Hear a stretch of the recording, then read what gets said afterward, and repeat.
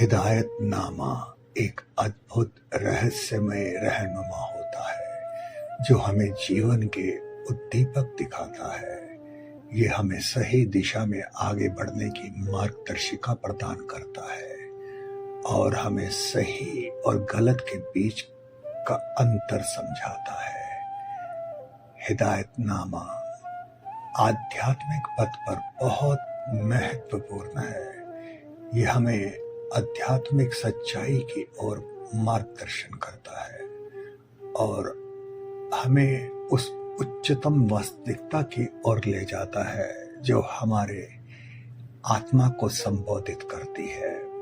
ہدایت نامہ ہمیں اپنے آتما انوسار جینے کا طریقہ سکھاتا ہے، ہمیں آتم گیان اور آتم سمرپن کی انبھوتی میں مدد کرتا ہے۔ اس کے مادھیم سے ہم اپنے آتما کو سمجھنے کے ساتھ ہی دیویتا کی اور بڑھتے ہیں اور آدھیاتمک اتکرشٹتا کی اور پرگتی کرتے ہیں۔ اس سے ہمارے جیون میں شانتی، سنتوش اور آتم سمرپن کی انبھوتی ہوتی ہے جو ہمیں پرمانند کی انبھوتی بھی پہنچاتی ہے۔ ہدایت نامہ ہمیں روحانی تعلیمات حاصل کرنے میں بھی بہت مدد کرتا ہے۔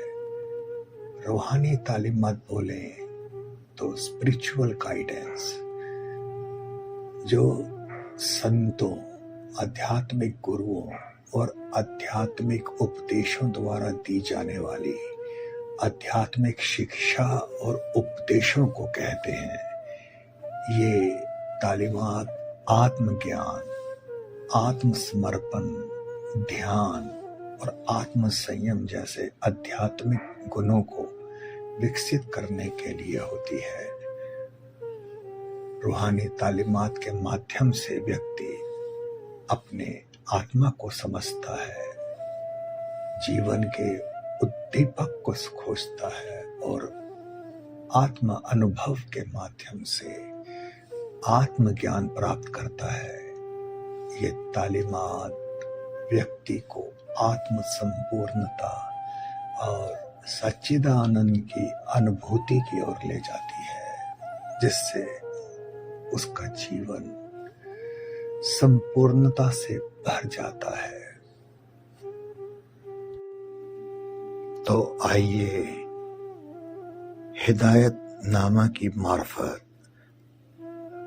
روحانی تعلیمات حاصل کرنے کے لیے پہلا قدم بڑھائیں۔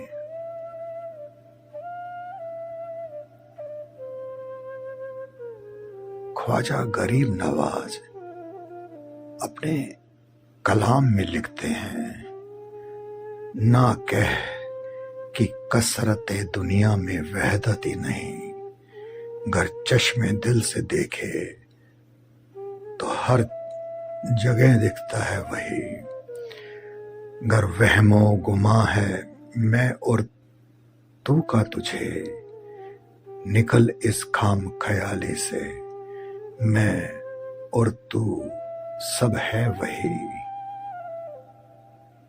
کہاں ہے فرق ساقی کی شراب اور جام میں، معین لب نہ ہلا روحیں انجمن ہیں وہی۔ یہ غزل وحدت کی ایک خوبصورت مثال ہے۔ اس کائنات میں جو کچھ ہے اس ایک خدا سے ہے، جو کچھ ہے اس میں خدا کا نور سمایا ہوا ہے۔ انسان کے اندر بھی وہی ہے، اسی کا نور جرے جرے میں سمایا ہوا ہے۔ میں تو اپنا پرایا صرف اور صرف وہم ہے، ہر ایک شے اسی سے ظاہر ہوئی، اسی کا حصہ ہے۔ اس لیے آپ فرماتے ہیں کہ شراب بھی وہی ہے، جام بھی وہی ہے، ساقی بھی وہی ہے، اس محفل کی روح بھی وہی ہے۔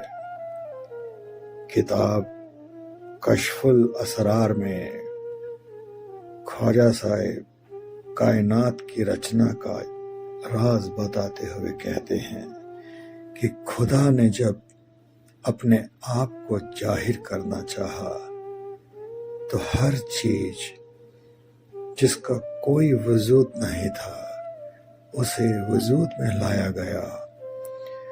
اس نے آگ، ہوا، پانی اور زمین کو بنایا، پھر ان سے نباتات یعنی جڑی بوٹیاں، پیڑ پودے، حیوانات، پشو آدی انسان بنائے۔ پوری طرح سے پاک انسان نور محمدی کہلایا۔ اس طرح ساری کائنات رب کے نور سے ظاہر ہوئی۔ صوفی فقیر اسے وحدت الوجود بھی کہتے ہیں، یعنی ساری کائنات میں وہی سمایا ہے۔ نور تیرا کل کائنات میں ظاہر ہوا، نور سے تیرے جمی آسماں پیدا ہوا۔ تو خود ہی ہے مرکز سارے وجود کا، قائم ہے جہاں تیرے ہی نور و مہر سے۔ ہر جسم و جاں میں اول بھی تو، آخر بھی تو، ظاہر بھی تو، باطن بھی۔ سارے جہاں میں تو ہی تو، تو ہی تو، تو ہی تو۔ انسان کی ہستی کا آدھار بھی اللہ، اور ساری کائنات کو بنانے والا بھی اللہ۔ وہی سبھی کا عادی ہے، وہی انت ہے۔ جب کائنات نہیں بنی تھی تب بھی اللہ موجود تھا۔ کائنات ختم ہونے کے بعد بھی اللہ ہی قائم رہے گا۔ حقیقت ایک ہے۔ خالق یعنی خدا اور خلق، کائنات میں کوئی فرق نہیں ہے۔ اس کی سجائی ہوئی کائنات میں بے شک کثرت یعنی دویت دکھائی دیتی ہے، لیکن یہ نظر کا دھوکہ ہے۔ خواجہ صاحب فرماتے ہیں، یہ خیال کرنا کہ میں ہوں، میری ہستی ہے اور اللہ تعالیٰ کی بھی ہستی ہے، گمراہی ہے۔ دو وجود نہیں بلکہ صرف ایک ہے، اور وہ حق تعالیٰ کا ہے۔ جب تک تو اپنے آپ کو دیکھتا رہے گا خدا کو نہ دیکھے گا۔ جب خود کو درمیان میں نہیں دیکھے گا تب خدا کو دیکھے گا۔ دو نہیں ہیں، چاہے سب کو حق کہو یا روح۔ آپ اپنے کلام میں نظر کے اس دھوکے کو لے کر سوال اٹھاتے ہیں، یا اللہ دل کے آئینے میں جھلکتا ہے نور جس کا وہ کون ہے؟ حسن ظاہر ہے تو پھر پردے کے اندر کون ہے؟ خالی جب اس سے نہیں ایک ذرہ بھی کائنات کا، پھر دو عالم میں سوائے اس کے جلوہ نما کون ہے؟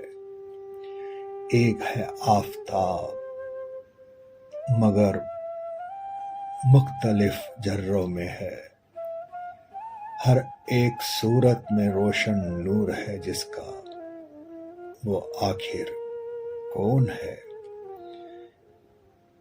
ان شعروں میں سوال اٹھایا گیا ہے اور ساتھ ہی جواب بھی دیا ہے کہ کل کائنات میں وہی جدا جدا صورت اور لباس میں ظاہر ہے۔ آپ مثال دیتے ہیں کہ جیسے سورج ایک ہے لیکن اس کی روشنی ہر جگہ دکھائی دیتی ہے، اسی طرح ایک خدا کا نور ذرے ذرے میں سمایا ہوا ہے۔ اپنی 116ویں غزل میں بھی آپ یہی خیال پختہ کرواتے ہیں، ظاہر میں جو ہے باطن وہ کون ہے، جو نہ آئے سمجھ اور عقل میں آخر وہ کون ہے۔ خلق میں صفت ہر چیز کی ظاہر ہوئی، صفت کی حد سے ہے جو باہر وہ کون ہے۔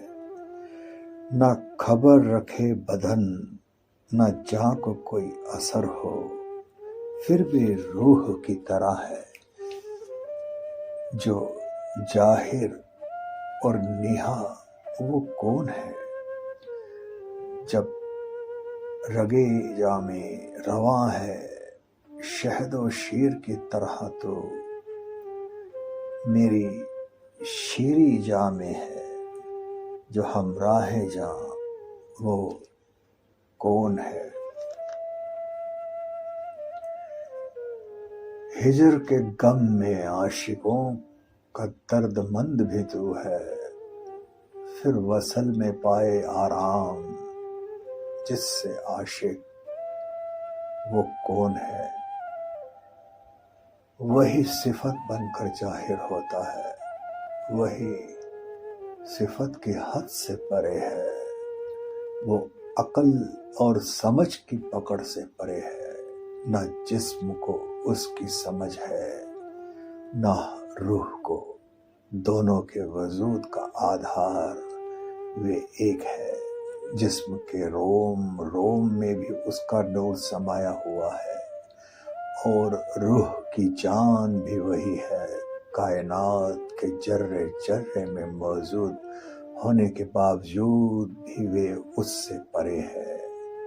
وہی عاشقوں کو جدائی کی آگ میں تڑپاتا ہے، وہی وصال کا سرور بھی دیتا ہے۔ اس لیے آپ ہوشیار کرتے ہیں کہ اس کائنات میں ہر طرح کا میں تو بھرم ہے، کیونکہ ہر صورت کے پیچھے اصل میں اس ایک کا نور سمایا ہوا ہے۔ درمیان لاؤ گے کب تک میں اور تو کو اے معین، جب میں اور تو ہے وہی پھر دوسرا اب کون ہے۔ اپنے آپ کو وحدت کا پجاری بتاتے ہوئے آپ لکھتے ہیں، دیکھا ہے میں نے بت میں بھی بتگر کے حسن کو، وحدت اصل ہے یہی اسی کو پوجتا ہوں میں۔ اے ساقیے وحدت مجھے یہ جام میں کیسا دیا، کہ ہر گھڑی دل سے میرے آتی ہے ہوں کی صدا۔ خواجہ غریب نواز کہتے ہیں کہ دنیا میں شکلوں سے اس لیے پیار کرتا ہوں کیونکہ ان میں مجھے خدا نظر آتا ہے۔ میں کثرت یعنی دویتیہ کو نہیں بلکہ وحدت کی پوجا کرتا ہوں۔ جب سے میں نے تجھ سے عشق کیا ہے، ہر چیز میں تو ہی تو نظر آتا ہے۔ جب سے تو نے مجھے وحدت کی شراب پلائی، مجھے دل میں ہو کی ہوک سنائی دیتی ہے۔ قرآن شریف میں بھی اللہ کو رب العالمین کہا گیا ہے۔ وہ رب جو ساری کائنات کا پروردگار ہے، نیک بد سبھی میں وہی موجود ہے، چاہے کوئی خدا میں یقین کرتا ہے یا نہیں، سبھی اسی سے جڑے ہیں۔ انسان کو آئینہ بنا کر خدا اس میں اپنا جلوہ دیکھ رہا ہے۔ ساری کائنات میں اتھل پتھل کرنے والا بھی وہی ہے۔ نیک اور بد سے بھری ہے دنیا، سب اسی کے جلوے ہیں۔ مومن اور کافر جڑے ہیں، سبھی نور و نار سے۔ خود کو دیکھنے کے لیے اس نے انسان کو آئینہ بنایا، پھر خود ہی کرے اتھل پتھل۔ حیران ہوں اس کے کاج سے۔ آپ منصور کا حوالہ دیتے ہوئے کہتے ہیں، وہ نہ تھی منصور کی آواز تختائے دار پر، خاک کے اس جسم میں اللہ کی آواز دیکھ۔ جب انالحق تھا زباں پر، ہوش میں تھا منصور کب، سولی پر اس کے اندر سوائے اللہ کے کوئی غیر نہ تھا۔ منصور کے اندر بیٹھ کر انالحق کا نعرہ لگانے والا بھی خدا تھا، اور سولی پر چڑھانے والا اور چڑھنے والا بھی وہی تھا۔ آخر آپ کہتے ہیں کہ سوا اللہ کے دونوں جہان میں اور کوئی نہیں، وہی تھا، ہے اور ہوگا۔ اس کا نور کائنات کے ہر ذرے میں ہے۔ اس کے وحدت کا راز ہماری عقل، دلیل اور سوچ سے پرے ہے۔ ظاہر ہوا تیری ہی ہستی سے ہر وجود، جو تھا، جو ہے، جو ہوگا، چھپا اور ظاہر جہاں میں۔ سوا اللہ کے در نہیں کوئی درمیانے دو جہاں، ہے سو دلیلیں پر کوئی اس راز سے واقف کہاں۔ یہی وجہ ہے کہ وحدت کی کیفیت کو لفظوں میں بیان کرنا بہت مشکل ہے۔ خواجہ صاحب فرماتے ہیں کہ وحدت کی حالت میں پہنچ کر انسان ہر تمنا، ہر شوق، ہر دائرے سے اوپر اٹھ جاتا ہے۔ ہر حادثہ بے معنی ہو جاتا ہے۔ رخ منصور کا ہوا کچھ اس طرح سے دیدار، ہر تفصیل اور نطق و بیاں سے گزر گیا۔ یہ عجب ہے کہ خدا ہی نقطہ ہے، خود ہی دائرہ، مگر زمانے کی گردش کے دائرے سے گزر گیا۔ پہنچ کر بارگاہ قدوس میں جو ہے میری منزل مقصود، میں دونوں جہاں کے حادثوں سے گزر گیا۔ دیکھا معین نے آج کھلی آنکھوں سے تیرا حسن، کہ جنت او بہشت کے وعدوں سے بھی گزر گیا۔ اپنی منزل مقصود پر پہنچ کر روح خدا سے وصال حاصل کر لیتی ہے۔ اپنا پرایا سب ختم ہو جاتا ہے۔ انگوٹھی کے اوپر چڑھا تھا موتی چمکتا ہوا، ہو کر جدا وہ انگوٹھی سے، ہوا اپنے اصل میں نہا، خدا کی ذات میں گم ہو کر نہ گناہ باقی رہے نہ بندگی، کیفیت ہوئی ایسی کہ میں اس میں اور وہ مجھ میں سما گیا۔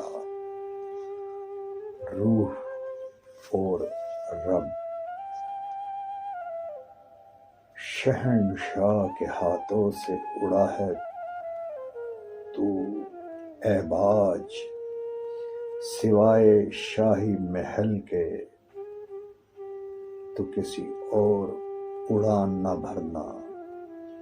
خواجہ صاحب روح کو کی اصلیت بتاتے ہوئے آگاہ کرتے ہیں کہ تو شہنشاہ رب کے ہاتھوں سے اڑ کر آیا باج ہے، اور تیرا مقصد اس دنیا سے نکل کر اس شاہی محل اپنے منزل مقصود کی اور اڑان بھرنا ہے۔ قرآن شریف کے حوالے سے خواجہ صاحب نے روح اور رب کے رشتے کے گہرے راز کو اپنے کلام میں بیان کیا ہے۔ نور اللہ کا ہوا ہے ظاہر تیرے لیے، الستو بربکم کا جب تو نے اقرار کیا۔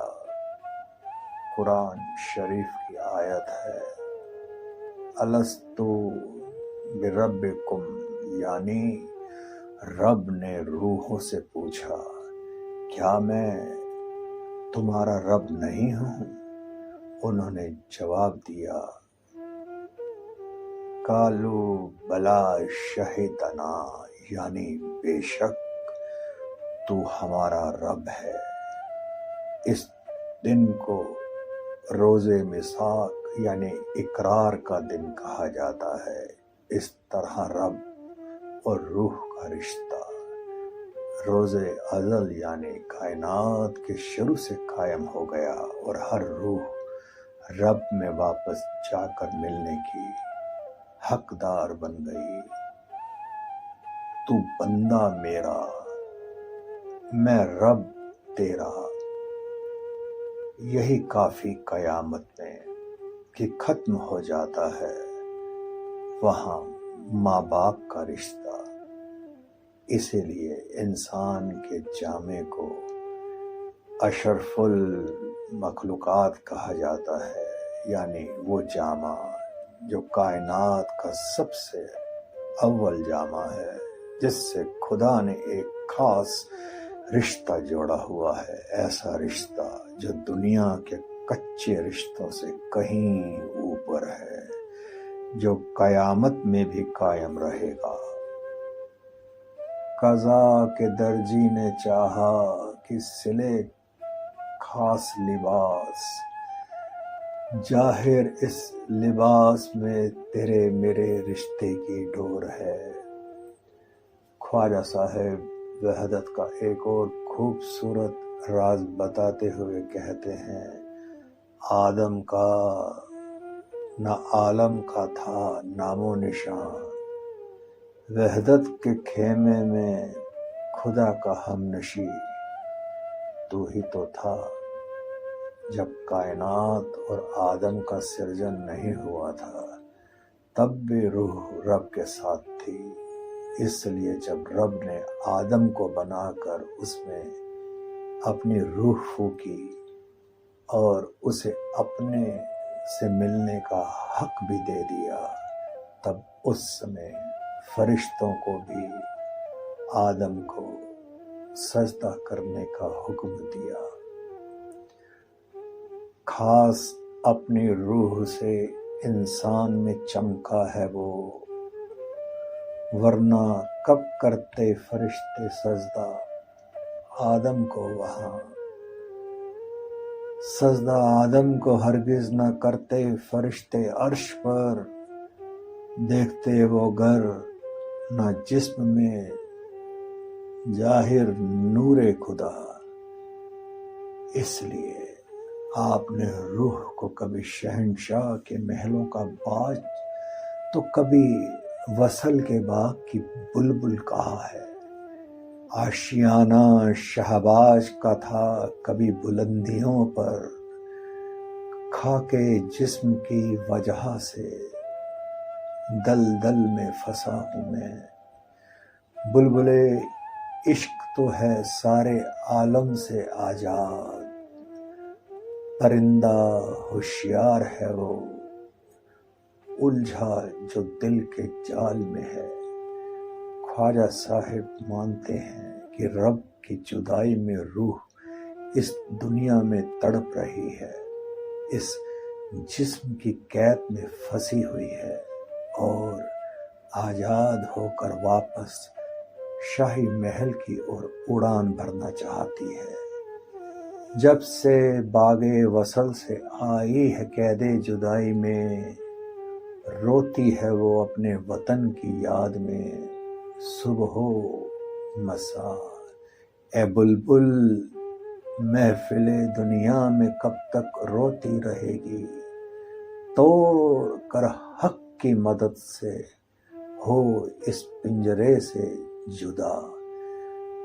جدائی میں تڑپ رہی روح کی حوصلہ افزائی کرتے ہوئے آپ کہتے ہیں کہ تو دنیا کی محفل میں کب تک پریشان رہے گی۔ خدا کی رحمت کے سہارے شریر کا پنجرہ توڑ کر اپنے اصل کی اور اڑان بھر، آپ نے اس جسم کو روح اور رب کی جدائی کی وجہ اور ساتھ ہی اس خاکی وجود کو رب کے وصال کا ذریعہ بھی مانا ہے۔ اس بارے میں آپ حضرت یوسف کی مثال دیتے ہیں۔ چاک دامن سے یوسف کی جدائی کا پایا دکھ یعقوب نے، آخر میں پیغام وصل کا اس کے پیرہن سے ہی یعقوب کو ملا۔ حضرت یوسف کے بھائی اسے کنویں میں پھینک کر اس کے کپڑوں کو خون سے سان کر پتا یعقوب کے پاس لے گئے اور بولے کہ یوسف کو بھیڑیا کھا گیا ہے۔ اس طرح یوسف کا لباس پتا کے لیے جدائی کے درد کی وجہ بن گیا۔ کئی سالوں بعد جب حضرت یوسف مصر کے بادشاہ بنے تو آپ کے بھائی مصر میں اناج خریدنے گئے۔ یوسف نے انہیں پہچان لیا۔ آپ نے اپنا ایک لباس پتا کے پاس بھیجا۔ یہ لباس ہی پتا کے لیے خوشخبری کا سبب بن گیا۔ اس طرح یہ شریر ہی روح کو خدا سے جدا کرتا ہے۔ باج میری روح کا پھنسا ہے آب و گل کے جال میں، گر بلائے خود اسے آزاد ہو جائے تن میرا۔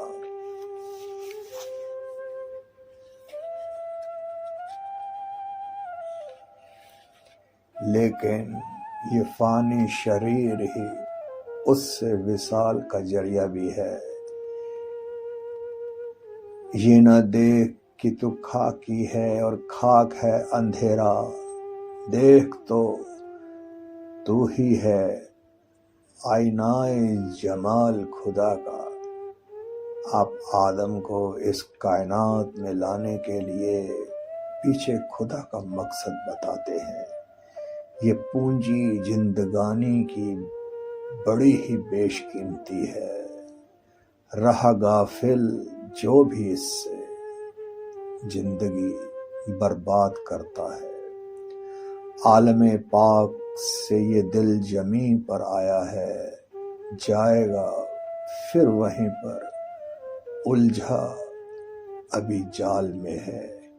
یہ انسانی جامہ بڑا بیش قیمتی ہے، جو اس جامے میں خدا کے وصال کے مقصد کو نہیں سمجھتا وہ اپنی زندگی برباد کر دیتا ہے۔ یہ روح مقام حق سے یہاں آئی ہے اور اس دنیا کی لذتوں کے جال میں پھنس گئی ہے، پر اس کا مقصد واپس اپنی منزل پر پہنچنا ہے۔ روح، رب اور انسانی جامع کا رشتہ اور مقصد بتاتے ہوئے آپ نے ایک مجلس میں فرمایا، آدم عبادت کرے، یعنی میری یاد دل میں بنائے رکھے، یہ جان لے کہ میں ہمیشہ اس انسانی جسم میں موجود ہوں۔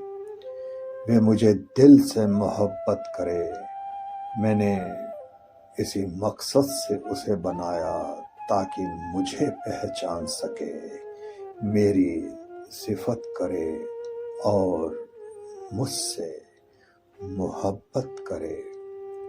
آپ بندے کی طرف سے دعا کرتے ہیں کہ خدا رحمت کر کے کثرت سے نکال کر وحدت میں لے آئے تو انسان کی حالت میں انقلاب آ جائے۔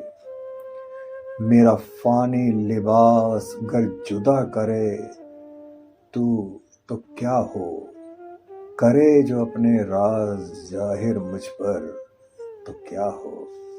آپ عشق کے ذریعے مولا کے نور کو دیکھنے کی تاکید کرتے ہیں، کیونکہ انسانی جسم کی اصلیت روح ہے اور روح کی اصلیت رب ہے، اور رب کا وجود عشق ہے۔ عشق ہی مذہب ہے میرا، نہ مانے تو دیکھ تو کہ کس قدر میرے اعتبار کا اقرار چمکے ہے۔ عشق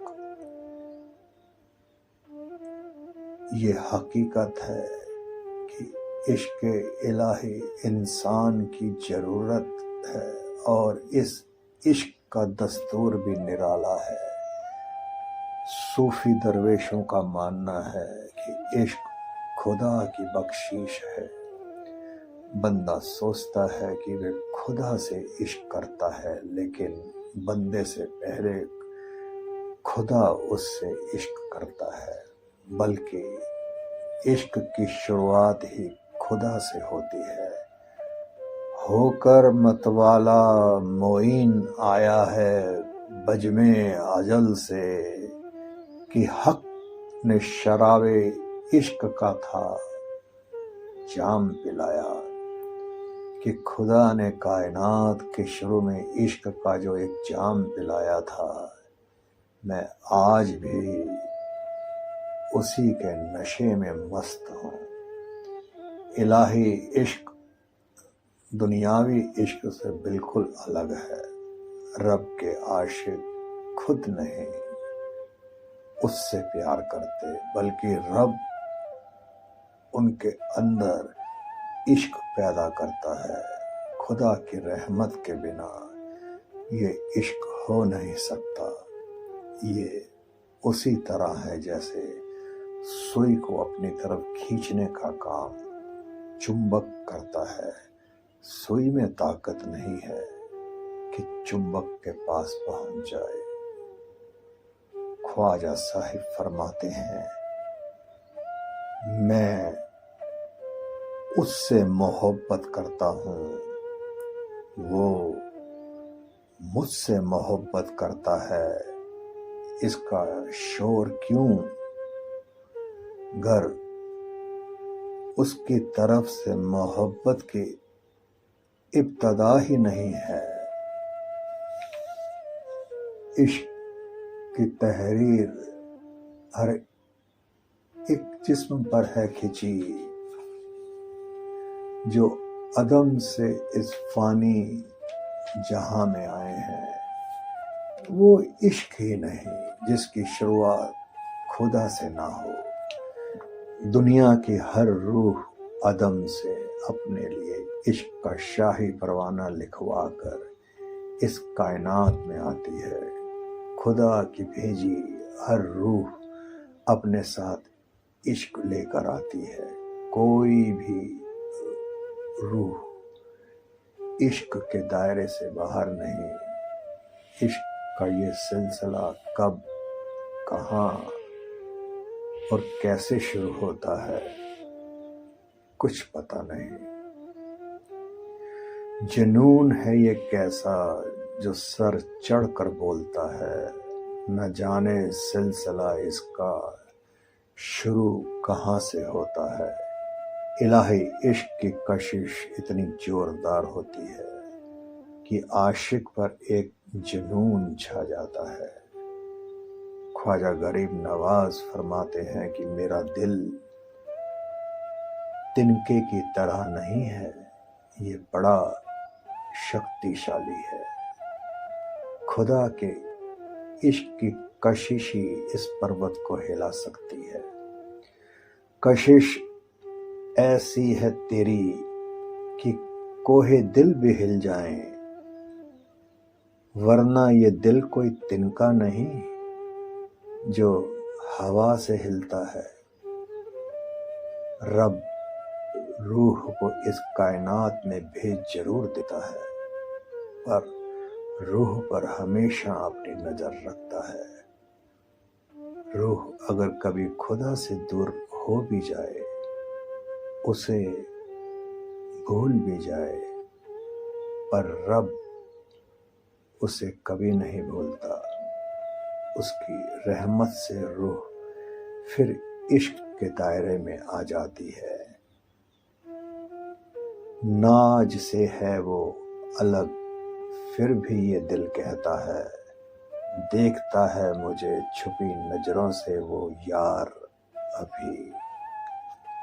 آپ سمجھا رہے ہیں کہ خدا کا عشق دب سکتا ہے پر کبھی ناش نہیں ہوتا، کیونکہ رب کی یہی کوشش ہوتی ہے کہ وہ روح کو اس دنیا سے الگ کر کے اپنے عشق میں سمیٹ لے.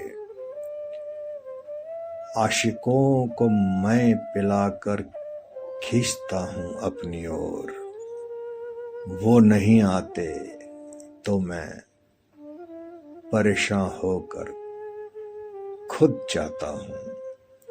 اس لیے خواجہ صاحب نے اپنی مجلسوں میں عشق کے بارے میں فرمایا ہے، عشق کوئی سوچ کر کیا گیا جذبہ نہیں ہے، یہ خود بخود ہو جاتا ہے اور پھر اپنے آپ خاص انداز میں ظاہر ہوتا ہے. عشق میں کوئی حساب کتاب نہیں ہوتا، یہ کہیں باہر سے لادا نہیں جاتا. عشق کی پیدائش اندرونی ہے، یہ کچھ خاص لوگوں پر ہی ظاہر ہوتا ہے. عشق کوئی سودا نہیں، یہ زمان و مکان، سمے اور استھان کی حد سے بھی پرے ہے. اس لیے جب کوئی عشق کرنے والا یہ دعویٰ کرے کہ جس سے وہ عشق کرتا ہے اس پر اس کا حق ہے، تو وہ اپنی جگہ سے گر جاتا ہے. سچا عاشق کبھی دعویٰ نہیں پیش کرتا، کیونکہ جو سچے عشق میں گرفتار ہیں اس کی کیا مجال کہ وہ دعوائے محبت پیش کرے. جو اس بات پر قائم رہا وہی کامیاب ہو گیا سمجھو. سچی محبت کرنے والے وہ لوگ ہوتے ہیں جن کا دل خدا کے ذکر کے سوائے اور کچھ نہیں سنتا.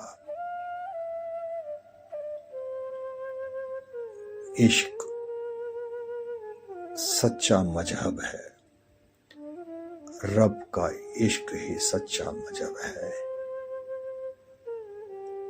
عشق ہی مذہب ہے میرا، نہ مانے تو دیکھ تو کہ کس قدر میرے اعتبار کا اقرار چمکے ہے.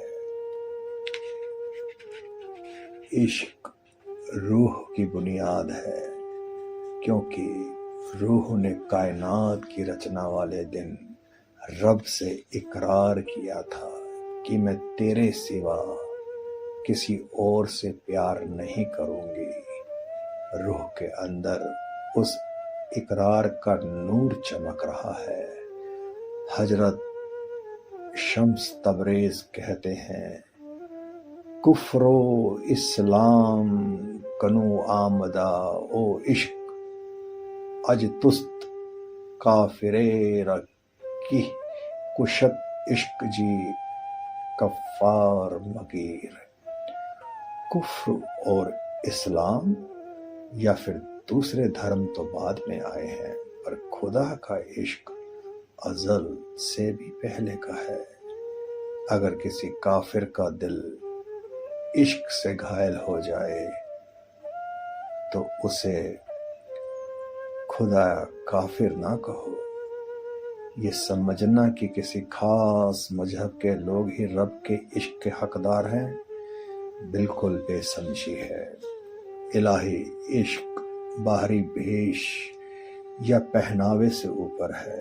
نہ کوئی ہندو جنیو ڈال کر سچا ہندو بن سکتا ہے، نہ کوئی صوفی کھرکا پہن کر سچا صوفی بن جاتا ہے۔ فرق نہ کرتی ہے اصل مقصد سے یہ رسم، چاہے کوئی کعبہ سے چاہے مندر سے آئے ہے۔ بڑے بڑے پرہیزگار اس وہم کا شکار ہو جاتے ہیں کہ جنت اور بہشت کے سکھوں سے بڑھ کر کوئی سکھ نہیں۔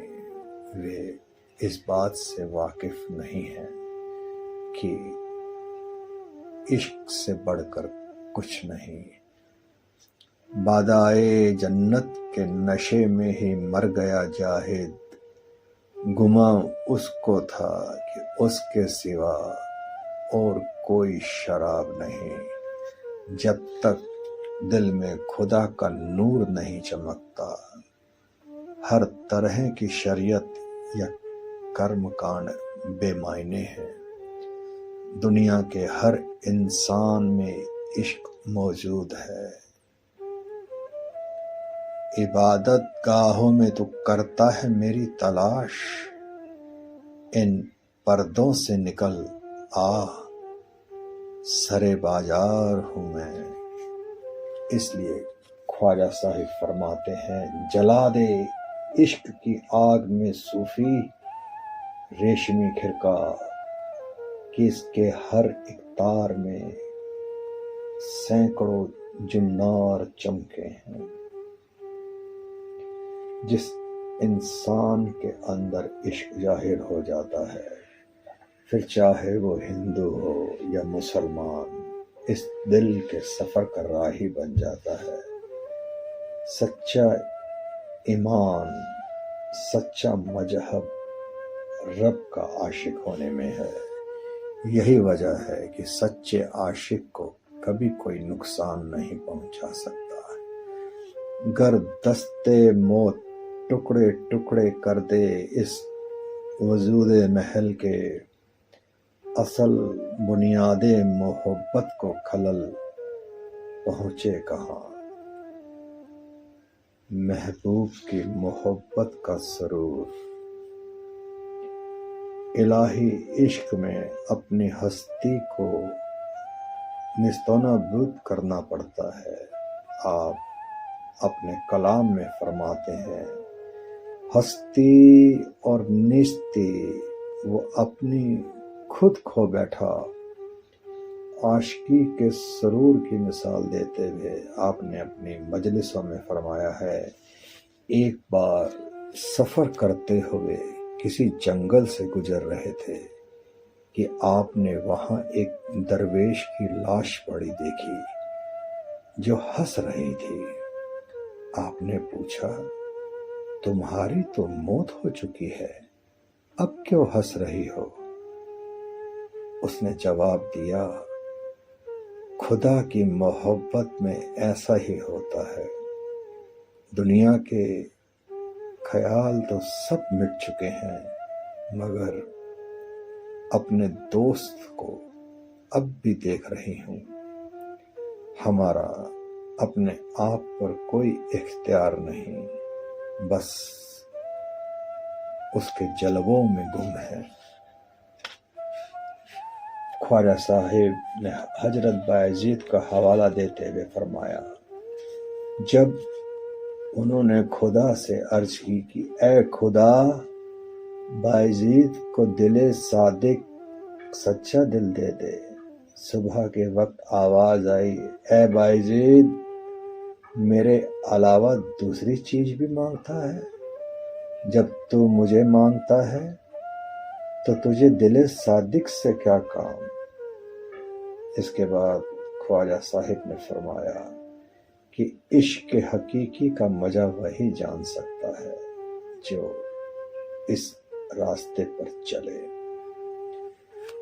حضرت رابعہ بصری کا حوالہ دیتے ہوئے آپ نے فرمایا، ان کا کہنا تھا کہ اگر دنیا مجھے آگ کے بھڑکتے شعلوں میں بھی جھونک دے اور میں سر سے پیر تک آگ کے شعلوں میں جل جاؤں، اس کے باوجود اگر میرے دل میں صبر کا خیال بھی آئے تو یہ دعوائے محبت جھوٹا ہے، کیونکہ اگر تیری محبت میں کھوئی ہوں تو آگ کا احساس بھی نہ ہونا چاہیے۔ آپ بڑے خوبصورت ڈھنگ سے اپنے کلام میں فرماتے ہیں کہ بے شک میں نے عشق کے گہرے رازوں کے بارے میں کئی اشارے کیے ہیں، لیکن یہ راز بیان سے باہر ہے۔ دعویٰ نہ کر اے معین کہ دیوان یہ انمول ہے، ابھی تو معرفت کا میں نے ایک پنہ بھی نہیں پڑھا، گر کوشش سے 1000 خط بھی معین لکھے، ایک لفظ راج عشق کا مشکل سے بیاں کرے۔ اے معین، بھول کر بھی یہ دعویٰ نہ کر کہ تیرا کلام بڑا اونچا ہے، ابھی رب اور اس کے عشق کا پہلا پنہ بھی نہیں کھلا۔ اگر کوئی عشق کی 1,00,000 کتابیں بھی پڑھ لے، عشق کا ایک لفظ بھی بیان نہیں کر سکتا۔ عشق عقل کا مضمون نہیں۔ خواجہ صاحب اپنے کلام میں بار بار یہ خیال پختہ کرواتے ہیں کہ عشق الہی عقل کا مضمون نہیں ہے جسے بدھی چتورائی سے سمجھا جا سکے۔ عشق کا مقام علم اور عقل دونوں سے اونچا ہے۔ کہاں کھلتا ہے راج عشق ہوشیاروں پر، اس چھپے راج کی مستی سے ہر دل خمار چمکے ہیں۔ معین کو عشق نے عقل و ہوش سے ہے دور کیا، تمام وقت ضائع کیا، بے حاصل کو حاصل کرنے میں دیکھ۔ جب عشق کی راہ ملی تو عقل چترائی سب پیچھے چھوٹ گئے۔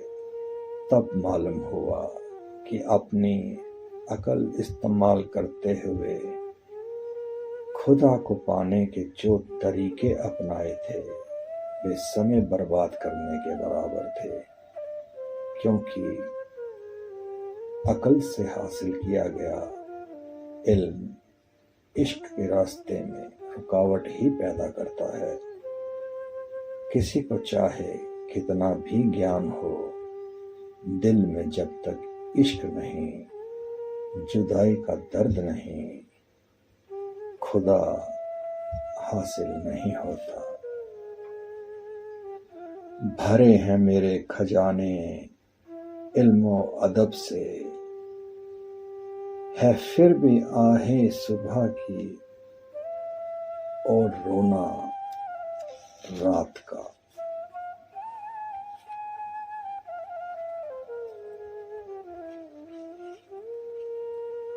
ہدایت نامہ